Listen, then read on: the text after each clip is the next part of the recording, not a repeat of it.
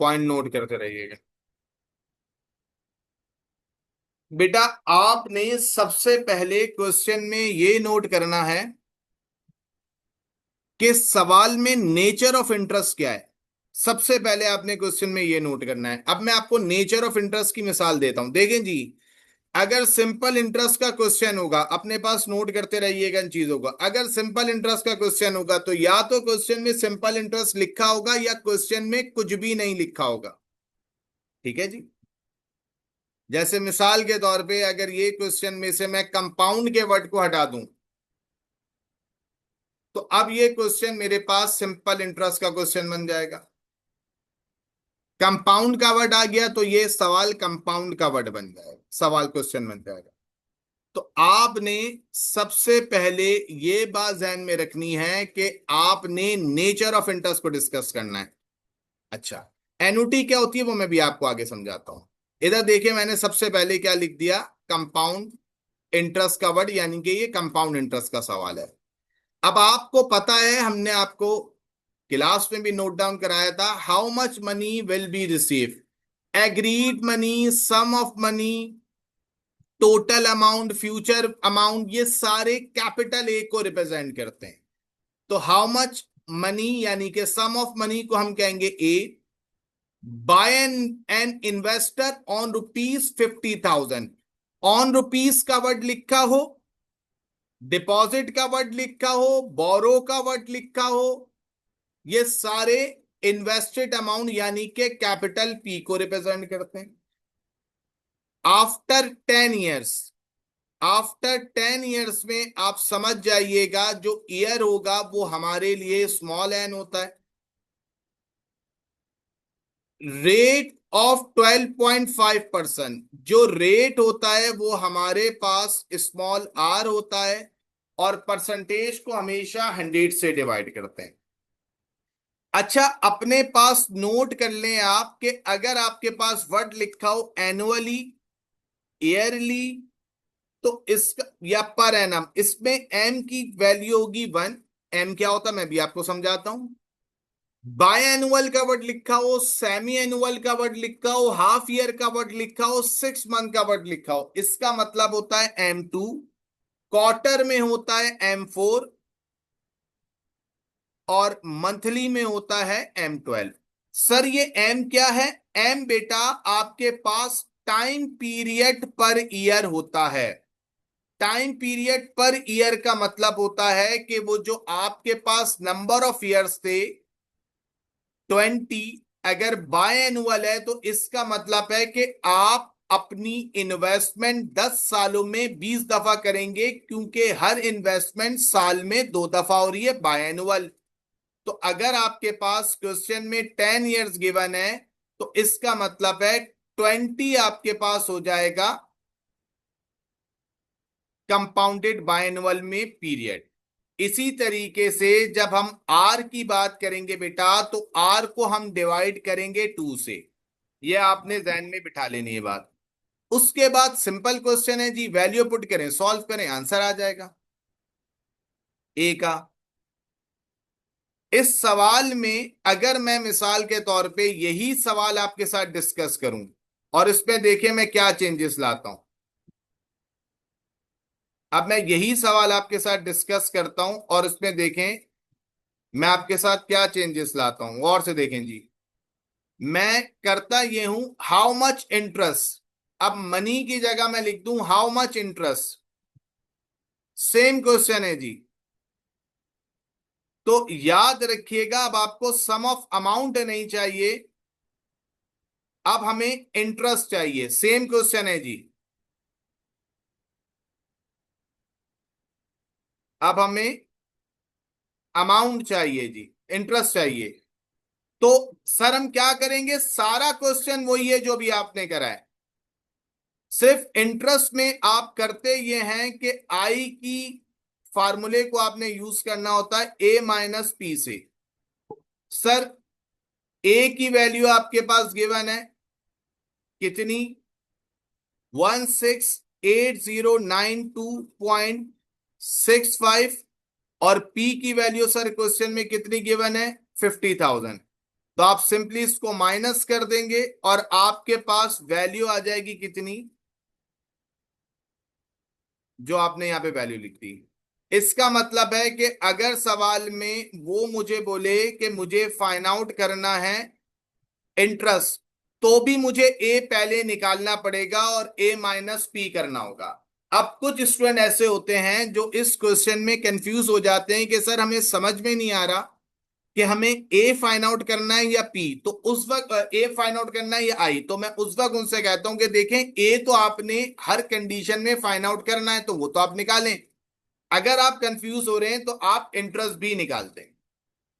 अच्छा जी, अब हम नेक्स्ट क्वेश्चन पे चलते हैं जी। जब नेक्स्ट क्वेश्चन पे जाएंगे तो देखें हमारे पास फाइंड कंपाउंड अमाउंट, कंपाउंड का वर्ड है जी ऑन रुपीस। अच्छा, फाइंड कंपाउंड अमाउंट भी है और कंपाउंड इंटरेस्ट भी है, तो इसका मतलब हमें ए भी फाइंड आउट करना है और आई भी। ऑन रुपीस का मतलब है हमारे पास पी, 12% का मतलब है आर, 7 ईयर्स का मतलब है एन, एनुअल का मतलब है M1। याद रखिएगा, जब आपके पास m की वैल्यू 1 हो तो हमें मल्टीप्लाई डिवाइड करने की जरूरत नहीं है। अगर हम इसको ना भी करें तो कोई फर्क नहीं आता, क्योंकि 7 से 1 को मल्टीप्लाई करेंगे 7 आएगा और 0.12 को 1 से डिवाइड करेंगे 0.12 आएगा। फार्मूले में वैल्यू पुट की। अच्छा, कुछ स्टूडेंट को सॉल्व करने में मसला होता है तो मैं उनसे कहता हूं बेटा इसको समझ लीजिए, 1 में ऐड करें 0.12, कैलकुलेटर आपको आंसर दे देगा। पावर का बटन यूज करें और लिखें 7, तो कैलकुलेटर आपके पास आंसर दे देगा 2.2106। अब कुछ स्टूडेंट मुझसे कहते हैं कि सर हमें कितने डिजिट लिखने हैं, क्योंकि कैलकुलेटर में तो 2.106 के बाद भी बहुत डिजिट होते हैं। तो मैं कहता हूं 2 पॉइंट के बाद आप 3 डिजिट लिखें, 4 डिजिट लिखें, 4 से ज्यादा ना लिखें, और मल्टीप्लाई करते हैं 7,500 से तो अमाउंट आ जाएगा। और इंटरेस्ट देखें आपके सामने कैलकुलेट हुआ हुआ। आई होप कंपाउंड इंटरेस्ट समझ में आ गया होगा। इधर आ जाइए जी। अब ये हमारे पास जो क्वेश्चन है ये है 2022 का। यहां पर आप गौर से देखें, ये एक बहुत मुश्किल क्वेश्चन है। What is the interest rate, R find out करना है, ऑन रुपीस पी है, कंपाउंड अमाउंट ए है इन 4 ईयर्स। टाइम की बात नहीं हुई, टाइम पीरियड की, तो इसका मतलब है कि हमारे पास ईयर में M1 ही होता है, तो मैं मल्टीप्लाई डिवाइड ना भी करूं तो मुझे कोई फर्क नहीं पड़ता। अगर मैं इसको ना भी करूं तो भी कोई फर्क नहीं पड़ता। ये मैंने सिर्फ समझाने के लिए करा है। फार्मूले पे तवज्जो रखेंगे। ये हमारे पास फार्मूला है, A is equal to P bracket 1 + R⁻n। अब ए की वैल्यू आपके पास पता है, आपने लिख दी, इजिकल टू के बाद पी की वैल्यू आपको पता है, आपने लिख दी, 1 + R⁻n। अब याद रखिएगा, आर हमें नहीं पता तो हमने इसको एज इट इज छोड़ दिया। 6,000 यहां पर मल्टीप्लाई था, लेफ्ट साइड पे आके डिवाइड हो गया। मैंने 8206.10 से 6,000 को डिवाइड किया तो मेरे पास आंसर आ गया 1.367683। अब बेटा इस पूरे क्वेश्चन में मसला है ये पावर 4। सर ये पावर 4 सॉल्व नहीं होती, तो याद रखिएगा जब पावर 4 सॉल्व नहीं होती तो आपने कैलकुलेटर में यूज करना है टेकिंग पावर 1/4। ठीक है जी। अगर यहाँ पे 4 लिखा हुआ है तो मैं पावर लूंगा 1/4। अगर यहाँ पे लिखा होता 3 तो मैं लिखता 1/3। अगर लिखा होता 5 तो मैं लिखता 1/5। पावर का बटन कैलकुलेटर में होता है। अगर किसी को कंफ्यूजन है तो वो मुझसे डिस्कस कर सकता है। मैंने कैलकुलेटर में 1.367683 की पावर 1/4 ली। आप यहां पर 1 पॉइंट के बाद 3676 भी लिख सकते थे, एक ही बात है, कोई फर्क नहीं पड़ता। तो जब मैंने पावर इसकी 1/4 ली तो कैलकुलेटर से इसका आंसर आ गया 1.081424। और पावर 4 को जब मैंने 1/4 से सॉल्व किया तो 4 से 4 कैंसिल हो गया। आर के पास 1 प्लस हो रहा था, लेफ्ट साइड पे जाके माइनस हो जाएगा। जो आंसर आया, रेट हमेशा परसेंटेज में देते हैं तो आपने 100 से मल्टीप्लाई कर दिया। नेक्स्ट क्वेश्चन की तरफ मूव करते हैं। अब आप इस क्वेश्चन को देखें, इन व्हाट टाइम, यानी कि एन रिक्वायर्ड है, will ₹200 to ₹270 at the rate of 5%, R हमें पता है 5%। सर मुझे क्वेश्चन में सबसे पहले आपने बताया था नेचर ऑफ इंटरेस्ट, सर कोई इंटरेस्ट की नेचर मेंशन नहीं है, तो इसका मतलब है सिंपल इंटरेस्ट होगा। सर अब हमारे पास दो अमाउंट है 200 और 270। मैंने आप लोगों को क्लास में भी लिखवाया था, मैं दोबारा आपको रिपीट कर रहा हूं। देखें, तीन अमाउंट होते हैं इंटरेस्ट के क्वेश्चन में। एक होता है पी, डिपॉजिट अमाउंट, एक होता है ए, फ्यूचर अमाउंट, एक होता है इंटरेस्ट यानी कि कैपिटल आय। याद रखिएगा, जब भी दो अमाउंट में कोई हिंट मेंशन ना हो तो इंटरेस्ट नहीं हो सकता। ये ए हो सकता है, ये पी हो सकता है, इंटरेस्ट नहीं हो सकता, क्योंकि ए और पी को आप क्वेश्चन की डिस्कशन से समझ सकते हैं, इंटरेस्ट के लिए बोलना लाजमी है। तो अपने पास नोट कर लें, अगर दो अमाउंट में हिंट मेंशन नहीं है तो सर कुछ भी होगा, इंटरेस्ट नहीं होगा, आई नहीं है ये। क्योंकि आई के लिए या तो इंटरेस्ट का वर्ड यूज करेगा, प्रॉफिट का वर्ड यूज करेगा, अर्निंग का वर्ड यूज करेगा। अगर ये तीन वर्ड मेंशन नहीं है तो ये आई नहीं है।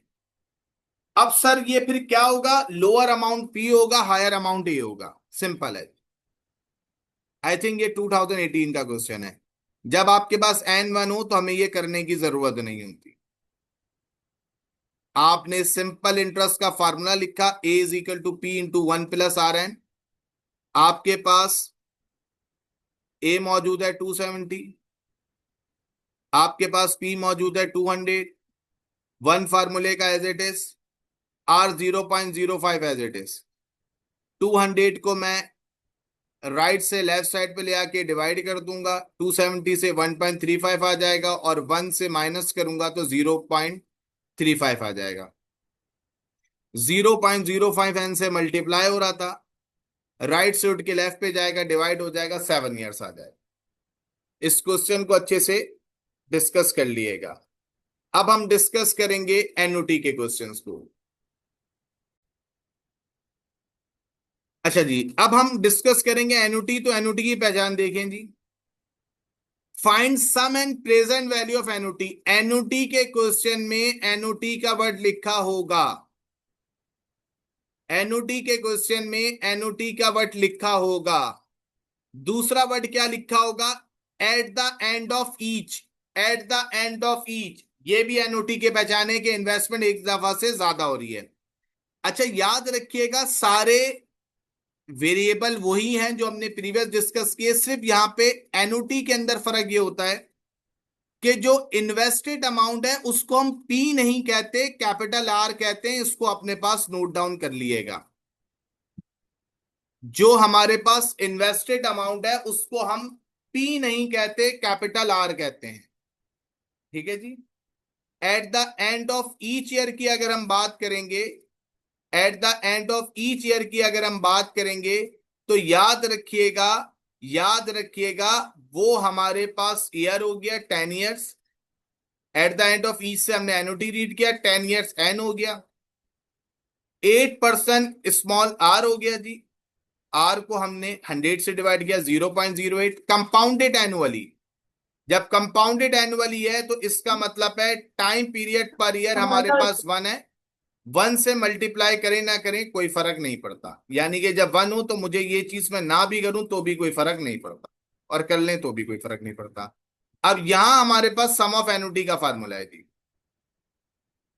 आपने वैल्यू पुट की। अब गौर से देखें जी, स्टूडेंट को यहां पर कैलकुलेशन में मसला होता है, इसलिए बहुत केयरफुली इस बात को समझिएगा। ये फार्मूला है जी।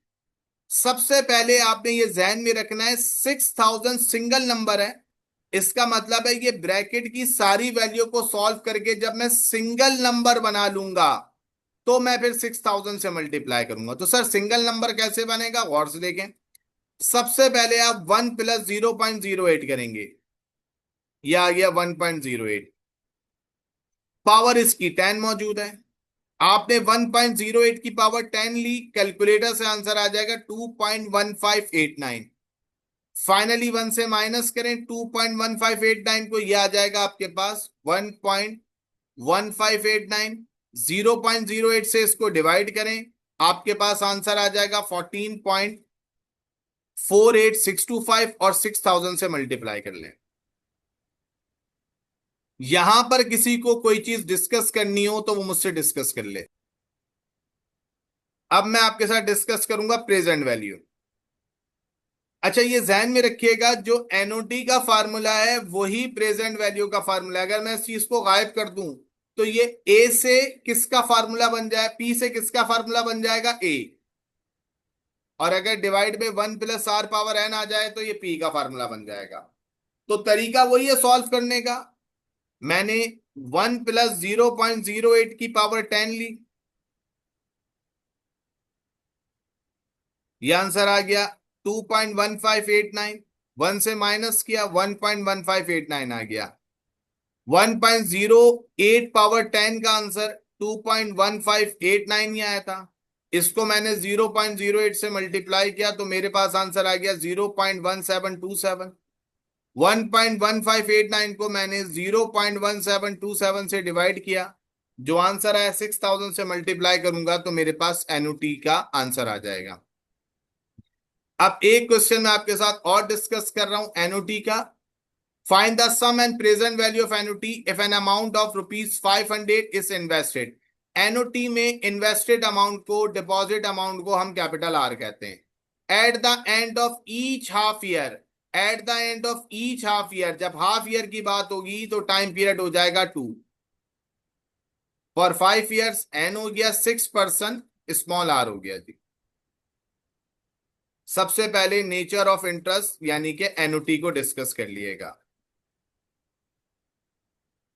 अगर एम 1 के अलावा कुछ होगा तो सबसे पहले मैं एन को एम से मल्टीप्लाई करूंगा, आर को एम से डिवाइड करूंगा, और फार्मूले में अब एन की जगह 10 पुट होगा और आर की जगह 0.03। आप चेक कर लें जी, एन की जगह 10 पुट हुआ, आर की जगह 0.03। सॉल्व करना वैसा ही है जैसे मैंने आपको ऊपर बताया है, कोई फर्क नहीं है, कोई फर्क नहीं है। यहां पर एनओटी का टॉपिक वाइंड अप हो गया। ये जी percentage, an item is sold for ₹1200, ये सेलिंग प्राइस हो गया जी। अ प्रॉफिट 30% इज ऑब्टेन, ये मेरे पास प्रॉफिट परसेंटेज हो गया जी। Find cost price and profit, यानी कि कॉस्ट भी फाइंड आउट करनी है और प्रॉफिट भी फाइंड आउट करना है। अच्छा, ये ध्यान में रखें, आपके पास कुछ भी गिवन हो, कुछ भी रिक्वायर्ड हो, आपके पास टोटल प्रॉफिट में दो फार्मूले हैं। Profit is equal to selling price minus cost price, profit percentage is equal to profit divide by cost price multiply by 100। आप हमेशा पहला फार्मूला यूज करेंगे फिर दूसरा। अब आप गौर से देखें, आपके पास सिर्फ सेलिंग प्राइस मौजूद है, ना प्रॉफिट है ना कॉस्ट है, दोनों रिक्वायर्ड है। आपने as it is selling price पे 12 लिख दिया, प्रॉफिट पे आपने पी लिख दिया और कॉस्ट पे आपने सी लिख दिया। अब आप गौर से देखें, आपके पास प्रॉफिट परसेंटेज मौजूद है, ना प्रॉफिट है ना कॉस्ट है। ये सबसे मुश्किल सवाल है और इस दफा इसके आने के चांसेस सबसे ज्यादा हैं। आपने प्रॉफिट की जगह लिखा 30, प्रॉफिट परसेंटेज की जगह, प्रॉफिट की जगह लिखा पी, कॉस्ट की जगह लिखा सी। जो सी मेरे पास राइट साइड पे डिवाइड था वो लेफ्ट साइड पे जाके मल्टीप्लाई हो जाएगा। राइट साइड का जो 100 है वो लेफ्ट साइड पे आके डिवाइड हो जाएगा। हमेशा 100 से डिवाइड करेंगे तो पी की वैल्यू आ गई 0.3C, ये मेरे पास वैल्यू आ गई पी की।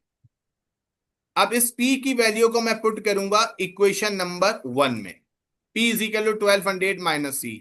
तो जो पी है मेरे पास, यहां मैं रख दूंगा 0.3C। चेक कर लें जी, जो पी है वहां मैंने रख दिया 0.3C।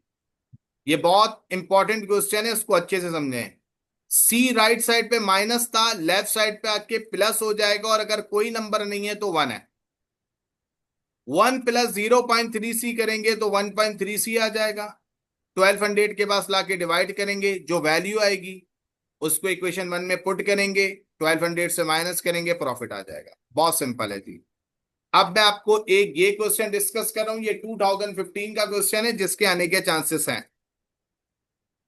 जवाब ने 480 कैलकुलेटर परचेज किए हैं 360 ईच। याद रखिएगा, जो कॉस्ट है हमारे पास वो हमारे पास मौजूद है 360 ईच। ये टोटल कॉस्ट नहीं है, ये एक यूनिट की कॉस्ट है।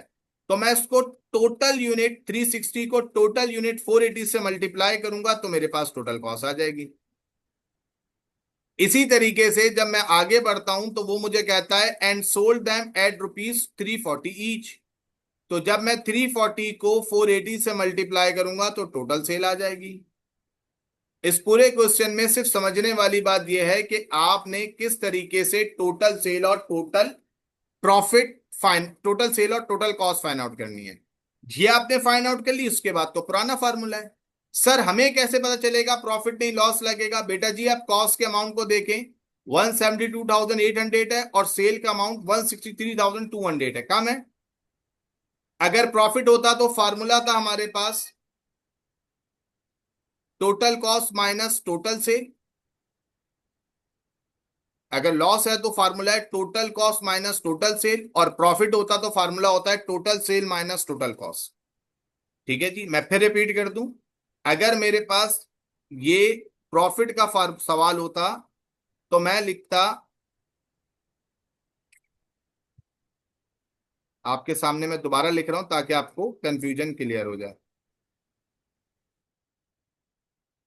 अगर प्रॉफिट होता तो फार्मूला ये होता total sale minus total cost. Loss है तो फार्मूला है total cost minus total cell. आपने टोटल कॉस्ट में से टोटल सेल माइनस की, आपके पास लॉस आ गया। लॉस को आप डिवाइड करेंगे टोटल कॉस्ट से तो आपके पास कॉस्ट परसेंटेज आ जाएगी। एक सवाल और देख लेंगे। An item was sold at a profit. अब ये जहन में रखिएगा, ये प्रॉफिट गिवन है 1300, आपने लिख दिया। द रेट ऑफ प्रॉफिट 12% है, आपने वो भी मेंशन कर दिया, यानी कि प्रॉफिट परसेंटेज। Find cost. देखें जी, मैंने आपको शुरू में बताया था कि कुछ भी गिवन हो आपके पास फार्मूले दो ही हैं जी। Profit is equal to selling price minus cost. मेरे पास ना सेलिंग प्राइस है ना कॉस्ट, प्रॉफिट की वैल्यू थी वो मैंने मेंशन कर दी। Profit percentage is equal to profit divide by cost. Profit मेरे पास मेंशन है, गिवन है, मैंने मेंशन किया, कॉस्ट नहीं पता। 12 प्रॉफिट परसेंटेज मैंने मेंशन कर दिया। सी राइट साइड पे डिवाइड था, लेफ्ट साइड पे जाके मल्टीप्लाई हो जाएगा। 1300 से 100 को मल्टीप्लाई करेंगे, 12 से डिवाइड करेंगे, कॉस्ट का अमाउंट आ गया। सवाल यहां पे खत्म हो गया क्योंकि हमसे सिर्फ कॉस्ट मांगी थी। अब मैं एक्स्ट्रा में आपको सेल निकालना सिखा रहा हूं, यानी कि मैं इस फार्मूले में वैल्यू पुट करूंगा जी। ठीक है जी, ये एक्स्ट्रा इस सवाल में जरूरत नहीं है, समझाने के लिए बता रहा हूं। मैंने कॉस्ट की वैल्यू पुट की फार्मूले में, राइट साइड पे माइनस था, लेफ्ट साइड पे जाके प्लस हो जाएगा, आंसर आ जाएगा। यहां पर मैंने आपके साथ परसेंटेज का टॉपिक डिस्कस कर लिया। अब मैं रेशियो की बेसिक क्वेश्चन डिस्कस करूंगा। ये रेशियो की बेसिक क्वेश्चन है जी, गौर से देखें। आपके पास तीन बैंकर्स मौजूद हैं जी और उनका प्रॉफिट है, आपके पास रेशियो नहीं है, तो मैं उनकी इन्वेस्टमेंट से रेशियो निकालूंगा। अब गौर से देखें जी, 20,000 में 4 जीरो है, 25,000 में 3 जीरो है और 30,000 में भी 4 जीरो है। तो जो लीज वैल्यू होगी उससे मैं डिवाइड करूंगा। तीन जीरोस को कैंसिल करने का मतलब है कि मैं 1000 से डिवाइड कर रहा हूं। और आप इसको सिंपल ये समझ लीजिए कि मैंने तीन जीरो से तीन जीरो कैंसिल कर दिया, यहां बचा 20, यहां बचा 25, वहां बचा 30। तीनों 5 का मल्टीपल है, तीनों को 5 से डिवाइड करेंगे तो 4 5 6 आ जाएगा। सिंपली सम ऑफ रेशियो करें और बहुत बेसिक फार्मूला है जी प्रॉफिट निकालने का। ए के रेशियो 4 को डिवाइड करें सम ऑफ रेशियो 15 से और मल्टीप्लाई कर रहे हैं 6000 से, तो कैलकुलेटर कैसे यूज करेंगे? 4 से मल्टीप्लाई करें 6000 को और डिवाइड कर दें 15 से। इसी फार्मूले को कंपेयर कीजिए अभी आप, तीनों देखें बिल्कुल सेम है, तीनों फार्मूले बिल्कुल सेम है। अब जब बी की बात करेंगे तो बी का रेशियो आ जाएगा divide by sum ratio multiply by total profit interest. 5 को मल्टीप्लाई करें 6000 से, डिवाइड करते हैं 15 से। सी का रेशियो 6 है, 6 को मल्टीप्लाई करें 6000 से, डिवाइड करते हैं 1500 से। बहुत बेसिक क्वेश्चन है जी। नेक्स्ट क्वेश्चन की तरफ मूव करते हैं।